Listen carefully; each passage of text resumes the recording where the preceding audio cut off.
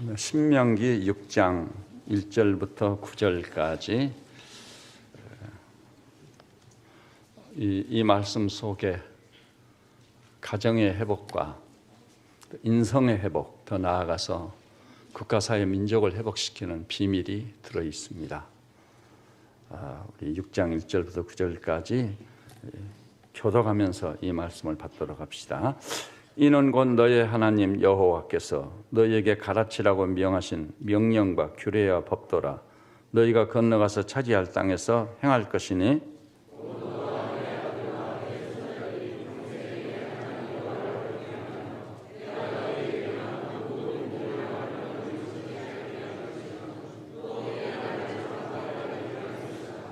이스라엘아 듣고 삼가 그것을 행하라. 그리하면 네가 복을 받고 내 조상들의 하나님 여호와께서 내게 허락하심 같이 젖과 꿀이 흐르는 땅에서 내가 크게 번성하리라.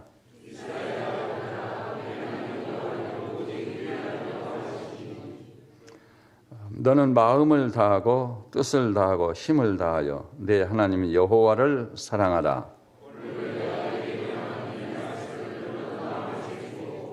내 자녀에게 부지런히 가르치며 집에 앉았을 때든지 길을 갈 때든지 누워 있을 때든지 일어날 때든지 이 말씀을 강론할 것이며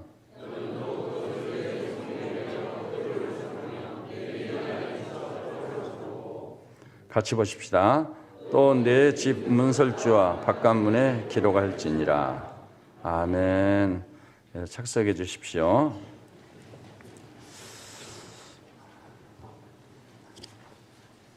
오늘 설교의 제목이 가정의 해체는 대재앙이다. 그런 주제로 말씀을 나눌 텐데 먼저 말씀 받기 전 우리 믿음의 식구들끼리 이렇게 인사를 나눕시다. 무너진 가정을 세웁시다. 그러면 그 인사를 받은 분이 말씀으로 무너진 가정을 세울 수 있습니다. 이렇게 인사를 나누십시다.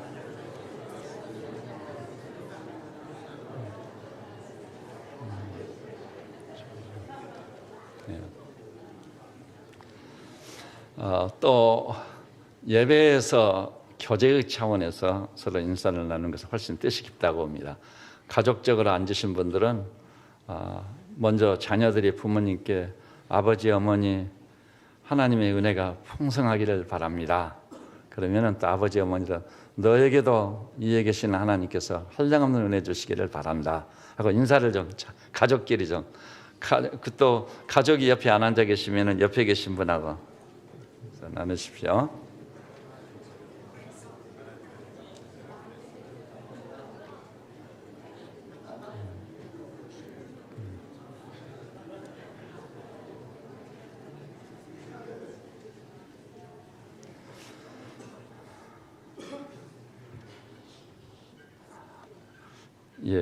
오늘 설교의 제목이 좀 섬뜩하죠. 가정의 해체는 대재앙이다. 우리는 대재앙 그 현실을 바라보고 있습니다. 혹시 자녀들이 부모님을 어떻게 할 수는 그래서도 안 되죠. 안 되지만 그러나 부모님이 자녀들을 요즘 뉴스에 보도된 대로 그렇게 할 수는 없는 겁니다. 그것은 최악의 상황, 막다른 골목까지 갔다는 얘기. 있을 수 없는 일이 벌어진 거예요. 어찌 부모님이 자녀를 때려서 죽일 수 있고 그 시신을 냉동에 보관할 수 있단 말인가. 이것은 이 땅에 살고 있는 이 백성 전체가 땅을 치며 통곡하고 애통하며 회개하고 긍휼을 구하지 아니하면 안 될 시점이 온 것입니다. 여러분 분별력을 가지고 통찰력을 가지고 이 사건을 통해 우리 사회 현실과 국가 민족을 들여다볼 수 있어야 돼요. 더 이상 사건은 있을 수 없습니다. 최악의 상황, 막다른 골목에 이르렀다. 근데 오늘 마침 우리 3대 한 자리 예배를 드리면서 왜 이런 대재앙이 우리 눈앞에 펼쳐지고 있단 말인가 생각해 보게 됩니다. 미국의 명문 중에 하나인 코넬 대학에서요, 개구리를 가지고 실험을 했습니다. 개구리가 살 수 있는 최적의 기온이요, 개구리는 주로 물에서 살잖아요. 물의 온도가 15도. 15도일 때 개구리에게는 가장 편안한 순간이래요. 15도 물에 개구리를 담갔습니다. 개구리가 이 물이 따뜻하니 너무 좋으네 즐기고 있는데 온도를 가하기 시작한 거예요. 서서히 15도가 20도가 되고 20도가 25도가 되고 30도가 되고 45도가 되니까 개구리가 푹 익어가지고 죽어버렸습니다. 왜요? 갑자기 45도라는 수온 속에 개구리를 넣었더라면 개구리가 펄쩍 뛰어 아이고 나 살려라 하고 도망갔을 거예요.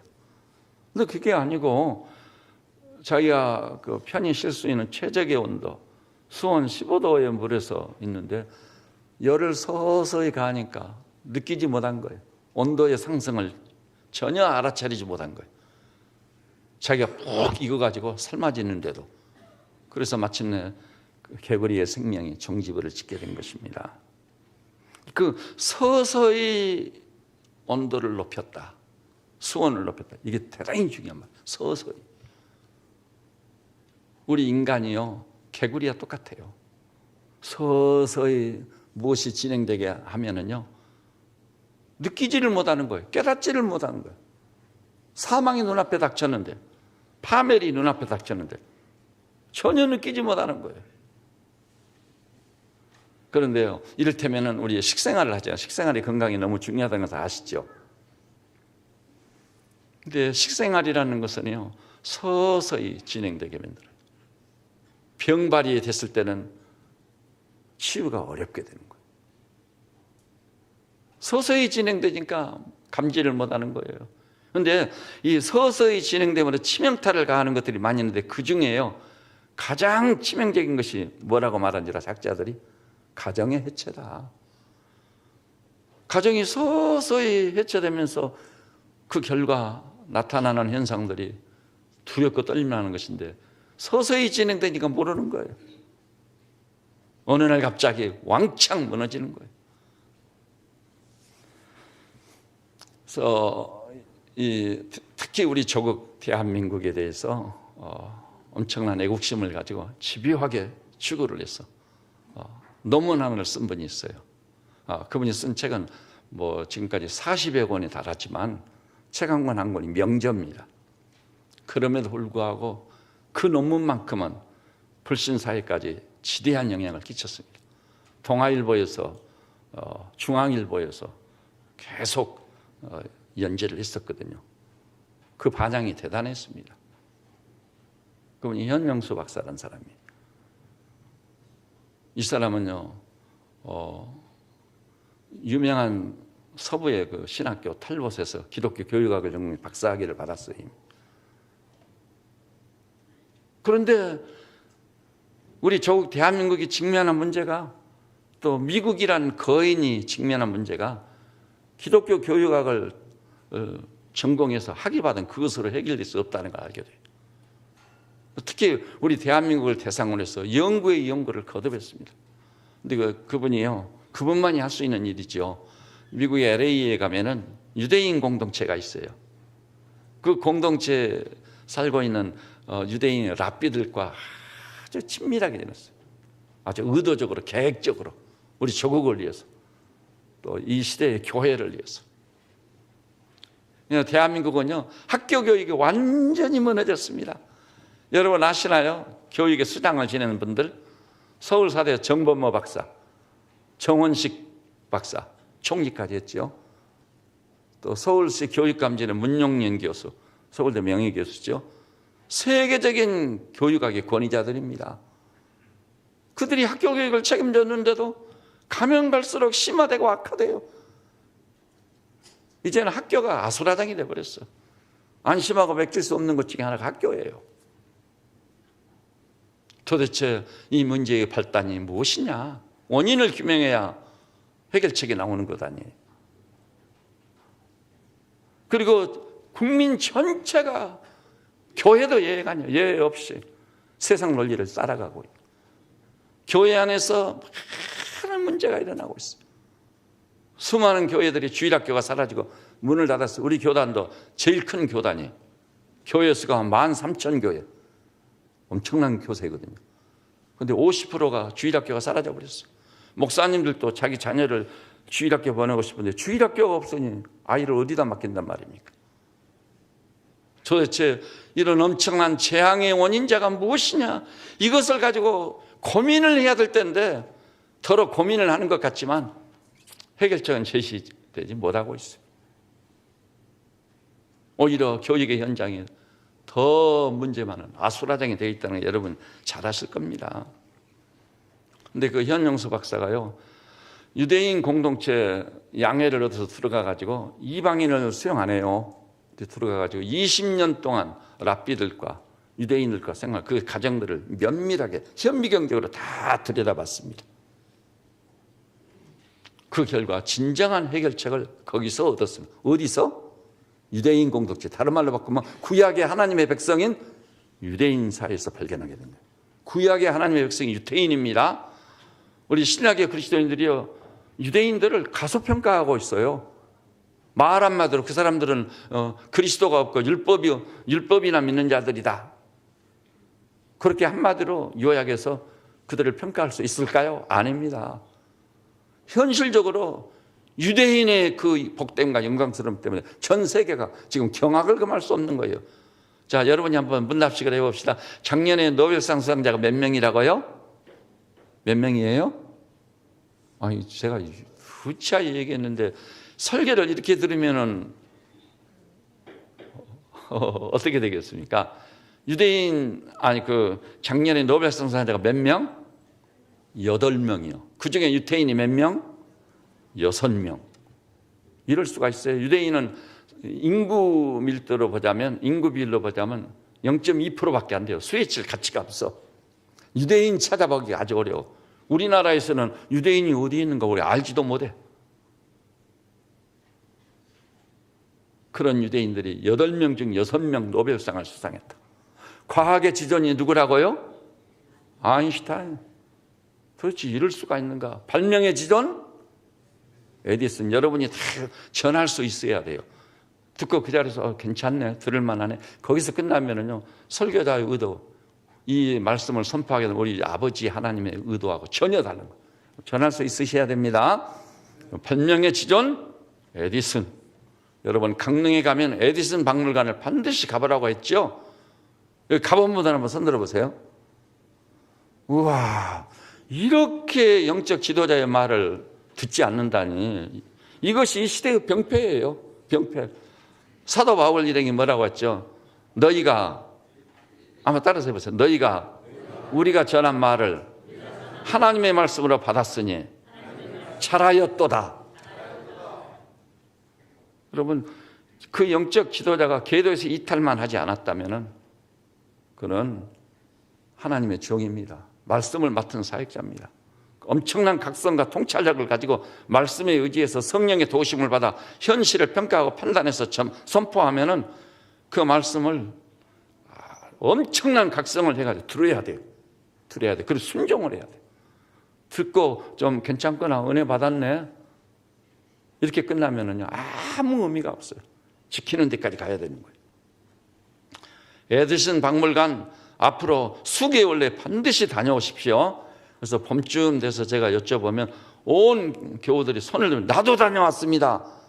왜냐하면 거기 가서 엄청난 도전과 충격을 받았으니까. 에디슨이 이런 것까지 발명했단 말인가. 놀라운 일이거든요. 그런데 발명해 주는 에디슨이 유태인이에요. 유태인. 그리고 지금 현재 미국 최대의 부자 1위를 내놓지 않은 사람 누구죠? 빌 게이츠. 유태인이요. 그 다음에 인류 역사상 최고의 부자, 40년 동안 랭킹 부자 1위를 내준 일이 없어. 누구라고요? 록펠러. 미국 뉴욕을 방문한 사람은 그 록펠러 센터를 바라보고 놀라운 하늘을 찌를 듯한 이용을 자랑하는 록펠러 빌딩이 하나둘이 아니고 무리 지어가지고. 야, 록펠러가 도대체 어떤 사람이냐. 옐로우스톤에 가면은 옐로우스톤이 딱 끝나는 시점에 새로운 미국의 국립공원이 시작되고 있어요. 거기서 영화배우 출신 대통령 레이건하고 소련의 고르바초프가 만나가지고 거기서 소련이 개방된 거예요. 역사적인 회담을 했던 것이죠. 그것이 바로 옐로우스톤에서 바로 이어지는 또 하나의 국립공원인데, 그 국립공원은 록펠러가 기증해가지고 미국 국립공원이 된 거예요. 대단한 인물이에요. 그리고 여러분, 전설적인 영화 감독 누구요? 스필버그, 유태인이에요. 제가 작년 5월에 미국 갔을 때 놀란 게, 제 제자가요 저를 안내하면서 그러더라고요. 헐리우드를 지나면서 여기 영화를 제작하는 영화 제작사가 7개가 세계 최고인데 7개 중에 6개가 유태인 것이었대요. 그런데 제가 가기 직전에 유태인이 남은 한 개도 매입해 버렸어요. 7개 전체가 유태인 소유예요. 뭐 이럴 수가 있는가. 여러분, 인류 사회에 사람을 제일 많이 웃기는 희극 배우 누구죠? 찰리 채플린, 유태인이요. 인류 역사에 금융 가문 제1위를 지금도 내놓지 않고 있는 로스차일드 가문, 유태인이요. 나쁜 의미지만 공산주의의 원조 누구죠? 칼 막스, 유태인이요. 원래 칼 막스가 제창한 그 공산주의는요, 성경에 기초한 것으로 아주 이상적인 시스템이었습니다. 그것을 인간의 부패성이 더 타락시켜가지고 세계를 붉게 물들이고 공산혁명으로 말미암아 얼마나 많은 사람들을 잔인하게 살해했는지 이루 말로 할 수가 없는 거예요. 그러나 원래 공산주의 원조인 칼 막스는 그게 아니었어요. 그게 유태인이에요. 여러분, 세계적으로 분야별로 정상에 있는 사람들 거의 대부분 유태인들입니다. 미국의 32개의 세계적인 대재벌들 32개 중에요 14개가 유태인이에요. 유태인 소유예요. 도대체 제가 우리나라하고 관계지어서 얘기했죠. 우리나라의 포스코, 삼성, 또 LG, 독일 시티은행은 100% 유태인 자본. 여기서 2008년도에 우리 대한민국의 국부를 빼간 것이 얼마라고요? 280억 달러. 진짜 억소리 나는 액수. 지금은 훨씬 많이 빼가고 있어요. 누가? 유태인이. 유태인이란 유자도 안 나오는데 배후에서 다 돈 빼가고 있어요. 도대체 이런 일이 어떻게 있었어요? 그래서 마지막 결론이 세계 인명사전에 오른 사람들이 대한민국 사람은 몇 명 이제 되지도 않아요. 몇 명도 손가락으로 꼽아. 근데 유태인들은요 150페이지를 차지하고 있어요. 엄청나죠? 제가 그거 보여드릴게요. 제가 기가 막혀서 제가 유인물로 만들어서 가지고 다녀요. 이거 보세요. 깨알 같은 글씨로. 이게 150페이지를 유대인들이 점령하고 있어요. 지휘자, 철학자, 그리고 이 속에는 재벌들, 경영인, 정치인, 어떻게 유대인들이 지난번 프랑스의 그 대통령이 누구였죠? 사르코지, 유태인이에요, 유태인. 미국 역사의 가장 위대한 국무장관 키신저, 유태인이요. 너무 놀라운 일이에요, 이거. 어떻게 이런 일이? 세계 경제 대통령, 미국의 연준, 엘렌이라는 여성 유태인이잖아요. 차기 예약을 하고 있는 사람이 현재 이스라엘에서 금융 경영인으로 일하고 있는 사람이 이미 차기까지 유태인이 다 점령하고 있어요. 어찌 이런 일이 있을 수 있단 말인가? 근데 그런 일이 있는 거예요. 그런 유대인을 얕잡아봐요. 제가 신방을 해보니까요, 자녀를 기르는 우리 엄마들, 아빠들이요, 적어도 유대인 랍비가 쓴 책 한 권은 다 가지고 있어요. 이제는요, 유태인들이 은밀하게 교육을 시켜왔던 탈무드가, 모르는 사람이 없어, 탈무드. 교육의, 세계 엄마들의 교육의 교과서예요, 탈무드가. 어떻게 이런 일이 있을 수 있단 말인가. 그래서 그 현영수 박사가요, 유대인 공동체에 들어간 거예요. 그 유대인들만 살고 있어요. 이방인을 접근을 거부합니다. 20년 동안 그들과 어울려 사는 과정 중에서 놀라운 사실을 발견했습니다. 그럼 그 현영수 박사가 그것을 기준으로 해서요, 대한민국을 현미경적으로 들여다봤어요. 어찌하여 대한민국이 40여 년 만에 이렇게 상상할 수 없는 난제가 생겼단 말인가. 풀 수 없는 난제. 풀 수가 없으니까 난제예요. 어려운 문제. 세계적인 권위의 정상에 있는 교육학자들이 교육부 장관으로 수장 자리에 올라도 소용없어요. 해결이 안 돼. 자, 그러면 이 원인자가 어디에 있을까? 여러분, 1970년대 이전에 우리 대한민국은 어떤 분위기 속에 있었죠? 3대가 일단 한 자리에 살았어요. 한 집에서 살았습니다. 따라서 볼까요? 3대가 한 집에서 살았다. 우리 친구들을 위해서 3대가 누구죠? 할아버지, 할머니, 그 다음에는요, 아버지, 어머니, 그 다음에는요, 손자, 손녀. 이 3대가 한 집에서 산 거예요. 지금 여기 나온 친구들과 젊은 엄마, 아빠들, 심지어 우리 교우들, 연세 많은 분들도 그런 시대는 이미 갔고, 그렇게는 안 된다, 이제. 그렇게 생각하시고 계실랍니까? 3대가 한 집에 살았습니다. 동거였어요. 그때 권위는 누구에게 있었죠? 할아버지, 할머니에게 있었습니다. 이것은요, 원래 하나님이 의도한 바였어요. 오늘 본문에 보니까 6장 2절에 너와 내 아들과 내 손자들이 평생에 내 하나님 여호와를 경외하며, 한번 따라서 해볼까요? 너와 내 아들과 내 손자들. 3대를 말하지 않습니까? 3대를 말씀한 결정적인 인용 다 아시죠? 아브라함과 이삭과 야곱의 하나님, 3대의 하나님이시라는 것입니다. 따라서 합시다. 우리 하나님은 3대의 하나님이시다. 이 너무나 놀라운 일이에요. 그래서 이 3대가 한 집에 살면서요, 명절을 같이 했습니다. 명절 때 3대가 한 집에서 다 같이 하는 거예요. 그리고요, 가족적인 전통과 문화를 조부모님들이 주로 가르치는 거예요. 우리 집안은 저 안동 권씨 집안 누구파다. 우리 조상 중에 정말 으뜸 가는 어른은 이러이러한 어른이시다. 그분은 무슨 임금님 때 1인 지상 만인 지하. 위로는 한 분 임금님밖에 없어. 그리고 모든 백성이 다 그 아래. 그 누구지요? 영의정. 영의정은 1인 지상 만인 지하입니다. 영의정 자리에 올랐단다. 그리고 임금님도 그 영의정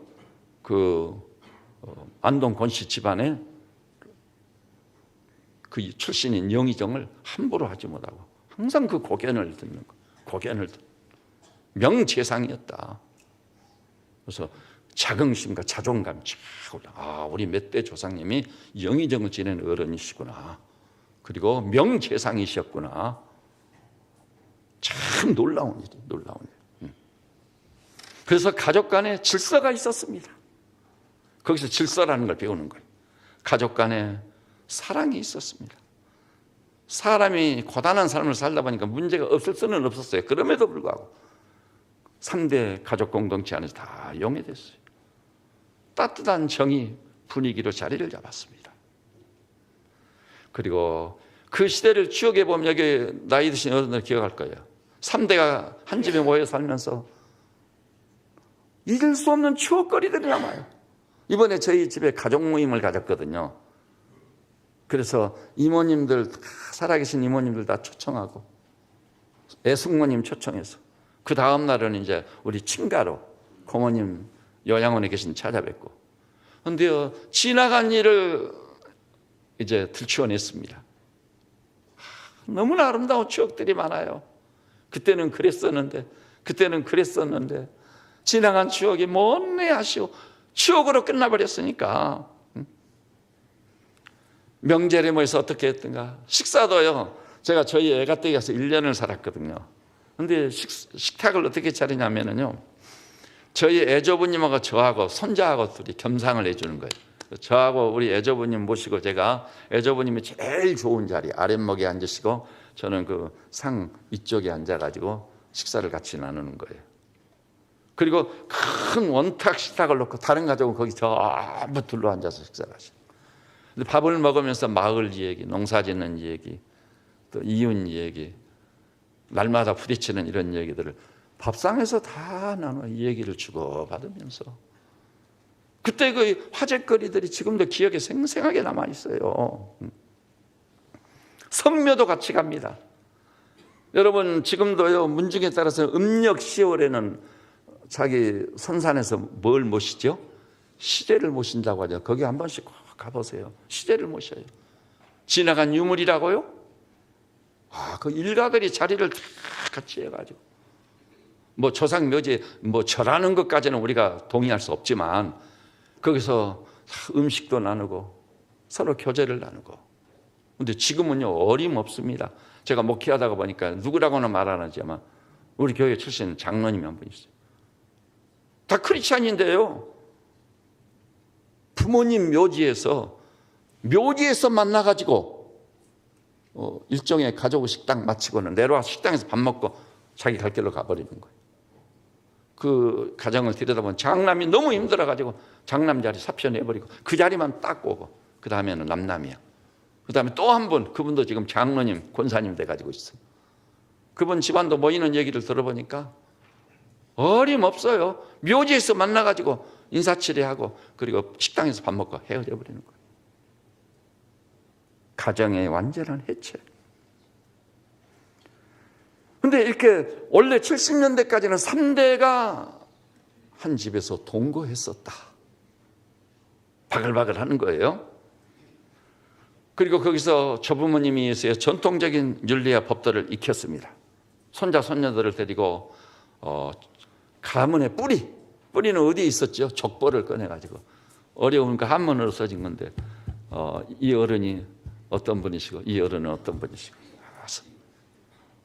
그러면서 가문의 긍지를 심어놨기 때문에 그 당시에는 자녀들이나 그 가솔들이요, 가문에 해가 되는 일은 될 수 있으면 안 했어요. 가문의 명예와 관련된 일 엄청나게 신경을 썼어요. 그래서 그 당시에는 사람을 만나면은요, 저도 저희 얘기 갔다 했을 때 그 충청도의 전의 이씨들 집성촌이거든요. 전의 이씨 집안의 어른이 저를 만나가지고 누구 집에 왔냐고 그래서 제가 말씀드렸더니 본관이 어디냐고 그러더라고. 근데 요즘은 제가요, 본관이 어디냐고 묻지를 못해요. 상대방이 본관이 무슨 말이지 모르니까. 한번 여러분이 합창을 해서 여러분 본관을 얘기했을 때 여러분 본관은 어디시죠? 와, 이렇게 반응이 좀 함성을 질러 얘기해야 되죠. 여러분 본관이 어디세요? 예. 그러면 여러분의 중조가 누구신지 물으면 답할 수 있습니까? 뿌리 없는 사람들이 어떻게 뿌리를 내리고 인간 사이에서 살 수 있겠습니까? 그때요, 정확한 통계는 내지 않았지만 우리나라가요, 지도급에 있는 세계 여러 나라들 가운데 이혼율이 가장 낮았습니다. 좋은 의미죠. 출산율이 제일 많았습니다. 우리 집도 6남매, 우리 큰데가 11남매. 엄청난 거예요. 그리고 보통 뭐 4남매, 5남매는 보통 다 있었어요. 그러니까 출산율이 가장 높았어. 그 다음에 성범죄가 가장 낮았습니다. 지금처럼 성범죄가 거의 없었어요. 일종의 범죄율도 아주 낮았습니다. 낙태율은 제일 낮았습니다.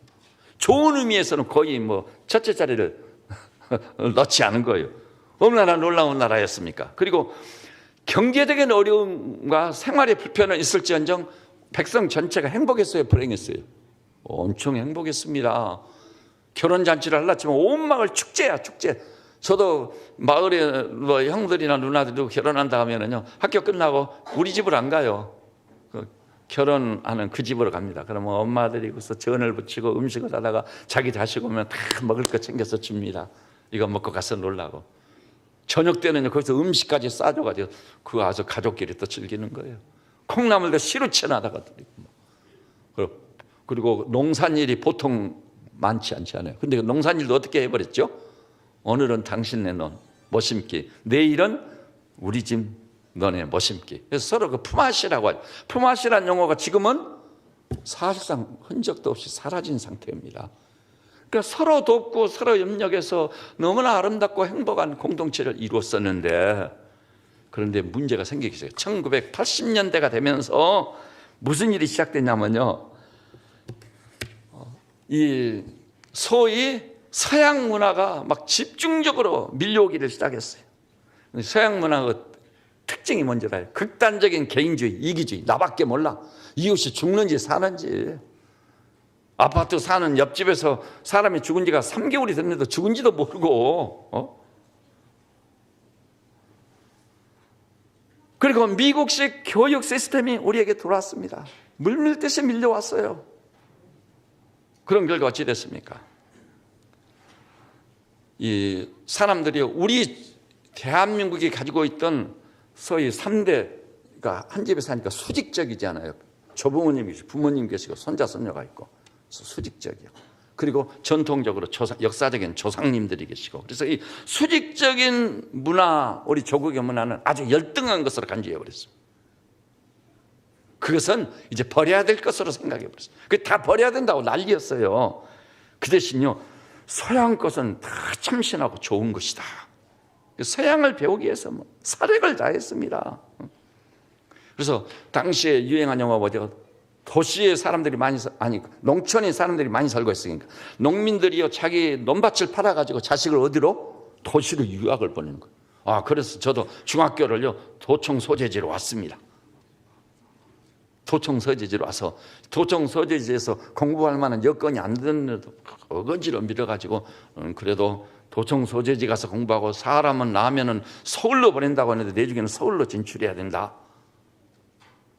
그것이 그 당시 부모님들의 교육관이었어요. 그래서 아이들이요, 도시에 가서 서양 문화를 익히고 서양 방식의 공부를 한 거예요. 하면서 그 하는 과정 중에서 조부모하고는 점점 멀어져. 부모님과도 좀 멀어져. 그리고 내중에 학교를 졸업한 다음 누구하고 결혼하죠? 서양식으로 교육받은 여자와 결혼. 그때부터는 이제요, 자기 집밖에 몰라. 부모님을 간신히 챙기지만 조부모는 이미 한 달에 건너간 인물이 되고 마는 거예요. 그것을 갖다 그 당시에 무슨 가족 시대라고 했죠? 핵가족 시대가 돼버린 거예요. 그리고 핵가족 시대가 좋은 줄로 착각을 한 겁니다. 그 결과요, 조부모가, 세상 말로 조부모의 실종 시대라고 합니다. 조부모가 사라져버렸어요. 가끔 1년에 명절이나 찾아가서 인사나 예나 차릴 정도의 조부모.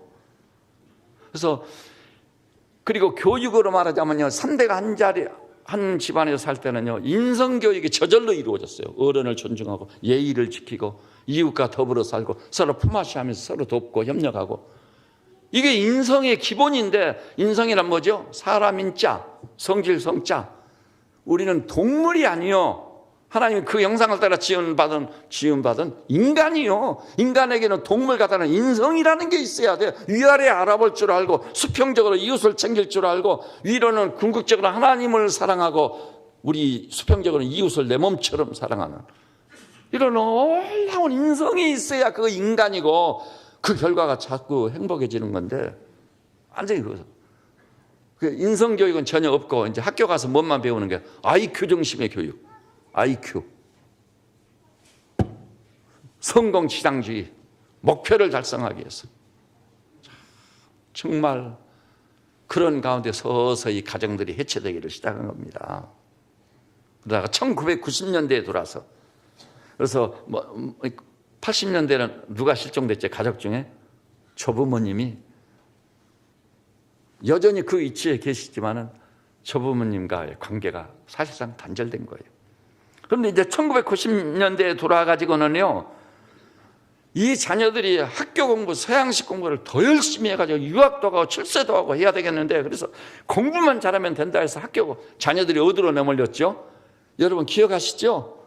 저도 개포동 살 때 그 상가에 주산학원, 또 정치나 뭐 하려면 웅변을 해야 되고, 웅변학원, 피아노 학원, 또 무슨 학원이죠? 영어 학원으로 내몰린 거, 학원. 그래서 아이들이 학교에서 딱 학교를 다녀왔는데 집에 가면 아이들이 있어요, 없어요? 없어요. 학원.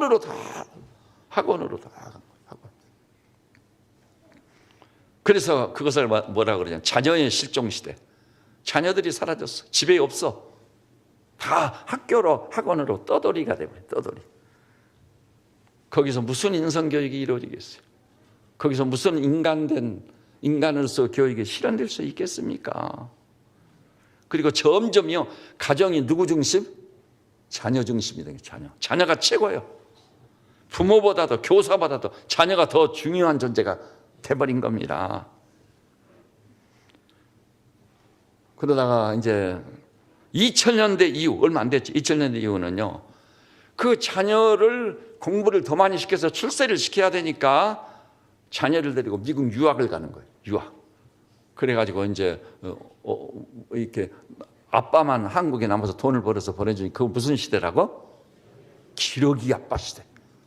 그러니 아빠들이 심성이 나빠지고, 그리고 자녀들도 가장인 아빠가 없으니까 아빠가 기둥처럼 제재 이치를 지키고 있는 것만으로도 아이들이 질서가 잡히거든. 아빠가 없으니. 그리고 미국에 가가지고 서양식 교육을 접하면서 완전 자유. 이제 내 중에는 엄마도 없어. 부모가 없는 거예요. 그 문화에 완전히 설득당해가지고 함몰돼가지고 살아가는 거예요. 그래가지고 교민 2세들의 문제가 지금 보통 심각하게, 뭐 아무리 아빠, 엄마, 목사, 장로님들이, 권사님들이 아들, 딸 신앙 어떻게든 교회 붙잡아달라 그래야 되겠기에 했는데 교회 다 떠나버렸어요. 없어요.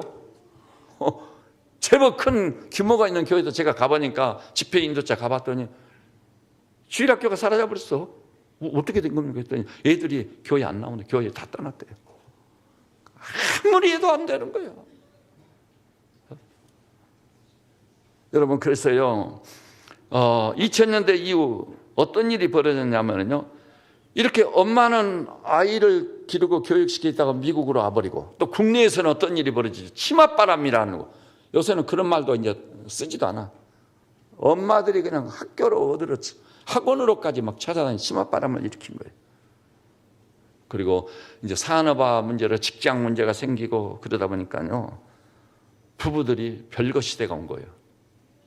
아내는 저 경상도 합천에서 초등학교 교사인데 아빠는 서울로 진짜 서울에 회사.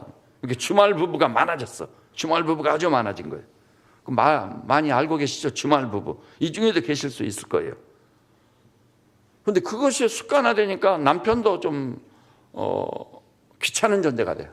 아내도 좀 귀찮은 존재가 쌍방하네. 그래서 이제는 자연스럽게 무슨 말이 각방 쓴다고 이제.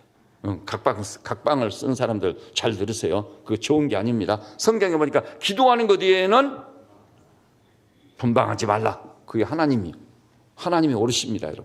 자기가 옳은 줄 알고 각방 쓰는 거 아주 좋지 않은 폐습입니다. 그 다음에 식사도 따로 해. 자녀들 중심으로 하다 보니까 식사도 여러 번 차려야 돼. 이런 얘기도 나와요. 아내를 자식에게 빼앗겼다고. 아내들 눈에는 자식밖에 안 보이는 거야. 그리고 이것은 가정교육의 부재, 인성교육의 완전한 부재, 완전히 폐기처분된 거예요. 그래서 그 2011년 몇 년 전이죠. 11월 24일 여성가족부가 실태조사를 해서 발표한 게 있어요. 가정 실태조사. 근데 우리 가족의 범위에 드는 것이 누군 줄 아세요? 23.4%만 할아버지 할머니 우리 가족이라고 인식을 해요. 현재. 지금은 더 심해졌습니다. 그래서요, 우리 집에도 손자들이 셋인데 우리 집에 왔다 가면서요, 자기들만 자기 가족이야. 저하고 우리 집사람은 남의 가족이 아니에요. 여러분, 어제 제가 얘기를 나누니까 다른 집도 그러더라고. 다른 집도 그래요. 애들이요, 우리 가족, 그리고 할아버지 할머니는 남의 가족 아닙니다.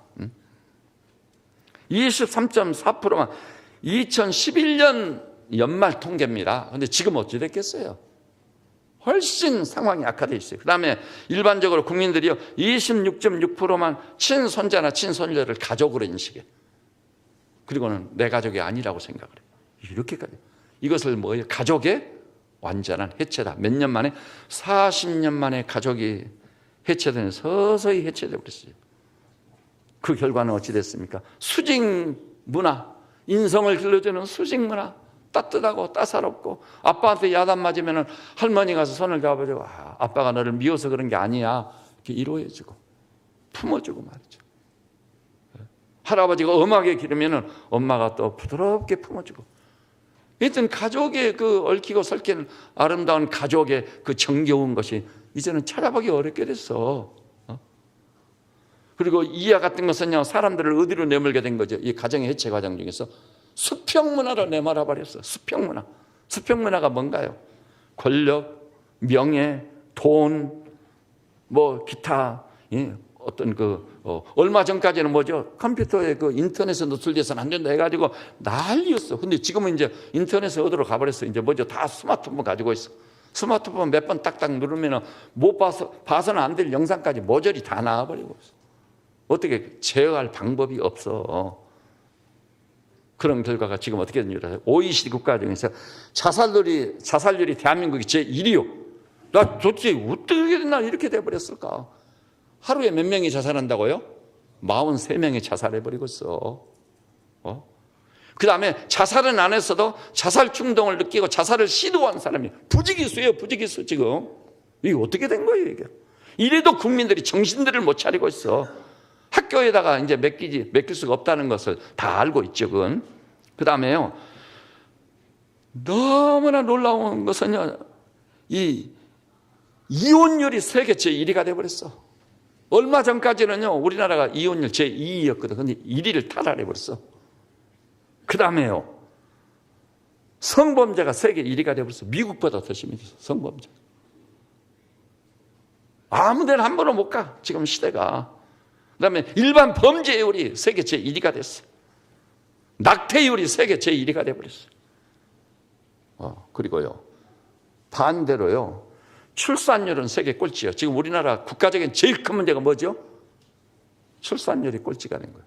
그래서 앞으로 20년 후에는 우리나라 국민들 수가 급격히 돼가지고 우리나라의 동남아나 이런 데서 노동자로 온 사람들이 이 나라를 점령하고 주인 노릇을 하게 생겼어요, 지금.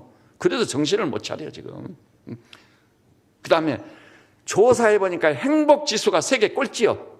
대한민국의 행복지수가 세계 꼴찌라고요. 10점 만점에 5.35. 제가 통계를 내면 맨 밑에 대한민국이 있네? 이럴 수가 있는가. 그런데 시설이나 공간, 이 경제력은요, 우리나라가 이 삶의 편리성까지 한다면 세계 제1위예요. 다 놀라워요. 대한민국에 와서 보고, 제가 이번에 가족 모임 아니라 나주 혁신도시를 가봤는데, 와, 이렇게 달라졌는가. 엄청나요, 엄청나. 미국 동부에 있는 우리 김병호 목사님이 자기 고향 고흥 갔다 오더니 일부러 전화해서 목사님, 우리 고향이 너무 좋아져 버렸다는 거예요. 이런 쪽걸은 판자로 워킹 코스를 만든 게 무슨 나무라고 하죠, 이거? 데크를 만들어가지고 워킹 코스. 기가 막히게 해놓은 거예요, 아이가. 자전거가 전국적으로 다 연결돼 있어.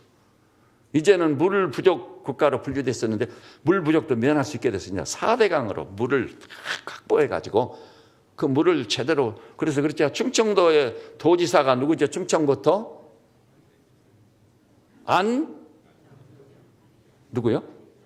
안희정. 그 사람은요, 이 진보 좌파 계열의 첫째 자리를 꼽아야 돼요. 이 사람이 4대강이 제일 대적하고 반대했던 사람인데, 이제 충청도가 이번에 가물어가지고 어찌 됐죠? 물이 없어가지고 난리가 나지 않았어요. 그랬더니 이제 싹 덮어버리고 물 확보해 놓은 것을 이제 필요한 대로 연결 짓는 공사를 빨리 해야 되겠다. 이 나라가요, 얼마나 살기 좋은 나라가 되어버린. 근데요, 행복지수는 제가 보니까 세계 끝이요. 물론 세계 끝이라고는 할 수 없어. 36위. 36위란 말은 세계 끝이라는 것과 똑같은 얘기예요. 가정의 해체가 불러온 대재앙을 우리는 앞으로 더 절실히 느끼고 경험할 수밖에 없을 겁니다. 대재앙입니다, 그야말로. 그러면 교회는 이런 때 어떻게 해야 되느냐? 하나님의 나라와 하나님의 백성은 어떻게 해야 되는 건가? 오늘 본문이 정답을 주고 있는 거예요. 놀라운 사실은 6장 1절에 이는 곧 너희 하나님 여호와께서 명하신 거예요. 여호와께서 명하신 건 아까 2장 첫 마디가 뭐라고요? 너와 내 아들과 내 손자 3대를 회복해야 돼요. 그래서 오늘 3대 예배를 드린 이유가 여기 있는 거예요. 예배만 드리면 안 돼요. 목사님 3대가 한 집에서 어떻게 살기 어려운데요? 같이 살라는 얘기는 아니에요. 거기까지 회복하기는 난제가 너무 많아. 장애물이 너무 많아서 안 돼요. 이제 이미 돌아올 수 없는 강을 건넌 거예요. 그러면 유태인들은요, 하나님, 구약의 하나님의 백성을 봐봐야 돼요. 하나님의 백성은 어떻게 한 줄 알았어요? 안식일에 예배를 드리고는 모조리 어디로 와요? 집으로 와요. 집에서 그 전날 예배일 날 맛있는 요리와 음식을 많이 해가지고 아이들이 손꼽아 기다려, 그날을.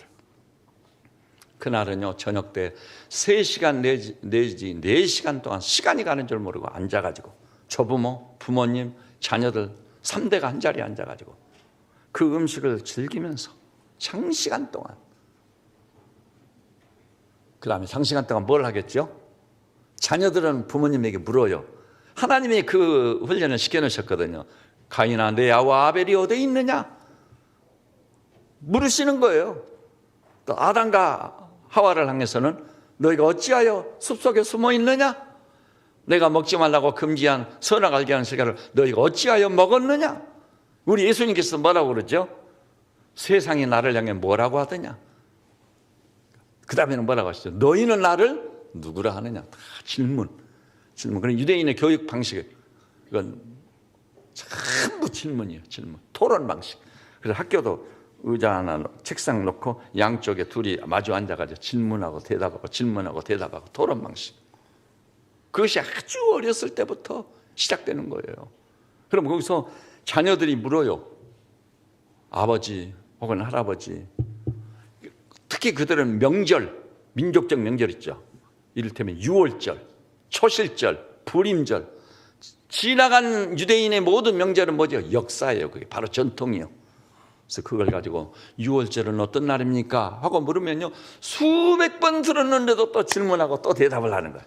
그래서 어려서부터 완전히 인이 박히고 신비에 각인돼 버리는 거예요. 그것이 생활화돼 버리는 거예요. 유월절은 그런 날이었구나.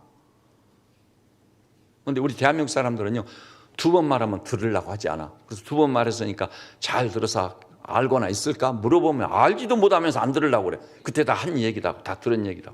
천만의 말씀이에요. 따라서 합시다. 반복이 제1의 교육이다. 여러분 기억하십시오. 반복을 싫어하는 사람은 그 사람은 인생을 걸작으로 세울 수 없습니다. 모든 건 반복이요. 교육은 반복이요. 그래서 그들은 듣기 싫어하지 않아. 어려서부터 훈련이 돼가지고요. 그럼 뭘 가르치느냐? 거기 있죠. 너에게 가르치라고 명하신 명령과 규례야 법도, 하나님의 윤리야 법도, 이 말씀을 가르치는 거예요. 왜냐하면 우리 인간이라고 하는 존재는 죄로 오염됐고 부패성을 지니고 있기 때문에 아무리 용을 써도 안 돼요. 안 되니까 철저히 가르치고 훈련시키는 거예요. 철저히. 그래서 그 본문에 보니까 이렇게까지 해놨어요. 그런데 가르치는데 궁극적 책임, 신앙을 전수하고 영적인 훈련을 전수하는데 책임자는 누구예요? 부모님이에요. 그래서 그 앞에 보면 부모들에게 명령을 내렸습니다. 오늘 내가 네게 명하는 이 말씀을 너는 마음에 새겨라. 부모들이 먼저 말씀을 마음에 새겨야 돼. 새기라는 것은요, 하나님께서 2 돌비에다 십계명을 새기는 것을 본따서 말씀한 겁니다. 우리 신비에다 새겨놓으란 말이에요. 잊혀지지 않도록 새겨놔라. 그것이 내 삶이 되고 내 말이 되고 내 생각이 되도록 완전히 변화가 돼야 돼요. 그래야지 부패한 인간성이 변화되지. 그러나 안 변화돼요. 여러분 교회 평생 다녀도 변화된 거예요? 안 변해요. 신비에 각인시켜서 그것이 내 생각이 되고 내 말이 되고 내 삶이 되어야 되는 것이지. 그래서 자, 부모에게 뭐라고 명령했죠? 7절에 보니 네 자녀에게 부지런히 가르치며, 어느 정도 부지런히? 집에 앉았을 때든지, 길을 걸을 때든지, 누워있을 때든지, 일어날 때든지 이 말씀을 강론할 것이며 너는 그것을 내 손목에 메고 내 미간에 붙이고 문 설지에 붙이고 그 다음에 바깥문에 기록할지니라. 유대인은 지금까지 그것을 그대로 지키고 있는 거예요. 그래 여러분 카페에 가면, 그 코이노니아 카페에 가면 있잖아요. 경문 문 앞에, 자기 방문 앞에, 이마에, 손목에, 미간에 붙이고 다니는. 그것을 그렇게 하는 이유가 있어요. 그렇게 해서 그것을 지키기 위해서. 그래서 본문에 보니까요, 이렇게까지 말했어요. 6장 1절 마지막 보니까 너희가 건너가서 차지할 땅에서 행할 것이니, 행하는 데 방점이 있어. 따라서 합시다. 행하는 데 방점이 있다. 그 다음에 2절 맨 끝부분에 보니까 너희에게 명한 그 모든 규례와 명령을 지키게 할 것이며, 지키는 거, 행한다, 지킨다 똑같은 말이죠. 3절 첫마디 이스라엘아 듣고 삼가 그것을 행하라. 듣고 행하라. 행하지 않으면 아무 의미가 없어요. 신약도 마찬가지. 야고보서는 뭐라고 그러죠? 허탄한 사람아, 행함이 없는 믿음이 죽은 믿음인 줄 알지 못하느냐. 행함이 없는 믿음, 무슨 믿음? 죽은 믿음. 믿음의 효과가 전혀 없어. 구원도 못 받아. 그것은 우리가 말씀을 들으면 그 말씀을 신비에 각인시켜서 지키는 데까지 반드시 가야 되는 것입니다. 여러분, 그것을 이루기 위해서 여러분 아시죠? 우리 교회가 무엇을 실현하는 거예요? 쉐마를 실현하는 거예요. 쉐마. 이렇게 했을 경우 하나님께서 제일 중요한 요점이 그겁니다. 3대.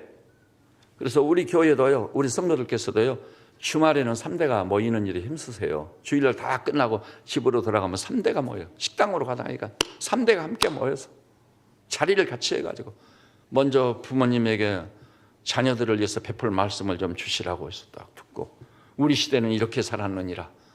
우리 시대에 3대가 한 집에 모여서 이렇게 살았느니라. 이랬던 것을 다시 회복하고 되찾아야 돼요. 지금 되찾아야 돼요. 나라가 명할 징조 중에 하나는요, 우리 아파트에서 노인정으로 할머니 할아버지들 가시는데 머리가 하얗게 샜잖아요. 그랬더니 유치원 다니는 아이들이 뭐 보라고? 귀신 나타났다고. 귀신 보라고.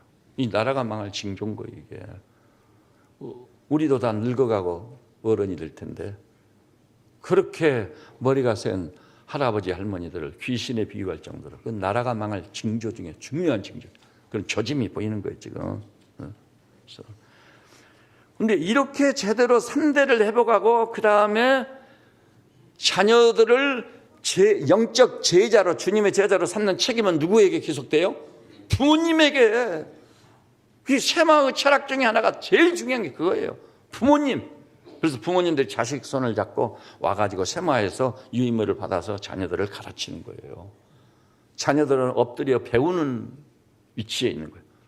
부모님들은 자녀들을 깊이 사랑해서, 따라서 합시다. 마땅히 행할 바를 아이에게 가르치라.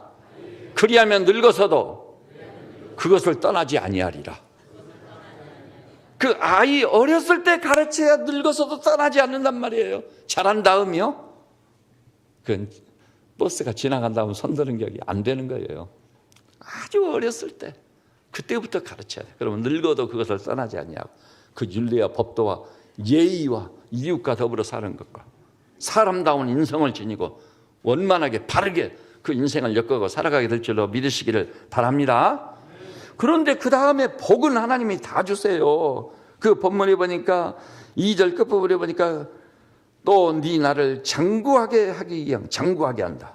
3절도 이스라엘을 듣고 삼가 그것을 행하라. 그러면 네가 복을 받고 네 조상들이 하나님 여호와께서 네게 허락하신 같이 젖과 꿀이 흐르는 땅에서 네가 크게 번성하리라. 너무너무. 그 다음에 이제 오늘 설교를요, 6장 10절부터 13절까지 한 목소리에 같이 읽고 마치도록 하겠습니다. 거기 어떤 복을 하나님 주신다고 하니, 이렇게 했을 경우 10절부터 어떤 복을 주신다고 그랬죠. 시작. 내 하나님인 여호와께서 내 조상 아브라함과 이삭과 야곱을 향하여 내게 주리라 맹세하신 땅으로 너를 들어가게 하시고, 네가 건축하지 아니한 크고 아름다운 성읍을 얻게 하시며, 네가 채우지 아니한 아름다운 물건이 가득한 집을 얻게 하시며, 네가 파지 아니한 우물을 차지하게 하시며, 네가 심지도 아니한 포도원과 감람나무를 차지하게 하사 네게 배불리게 먹게 하실 때, 너는 조심하여 너를 애굽 땅 종되었던 집에서 인도하여 내신 여호와를 잊지 말고 내 하나님 여호와를 경외하며 그를 섬기며 그의 이름으로 맹세할 것이니라. 참고로 오늘 오후에 가셔서 가족끼리 돌아가면서 읽어가지고 신명기 28장을 다 읽으시기를 바랍니다. 신명기 28장을 다 읽으시고 아멘으로 하다 보고 받으세요. 그래서 저는 우리 새벽 저녁을 치러 우리 성도들 가정 가문들이요, 따라서 합시다. 나는 우리 집을 신앙의 명문 대가로 세우겠습니다. 그래서 이 나라의 역사를 완전히 역류시키고 이 민족을 변화시켜서 마지막 걸 예고하는 때 오대양 떼주를 품는 세계적인 민족이 되게 해야 돼요. 그렇게 되시기를 주님의 이름으로 축원합니다. 그러면 우리 이 시간에는요, 우리 쉐마에서 준비한 10분짜리 영상을 보겠습니다. 10분짜리 지금 띄워주세요.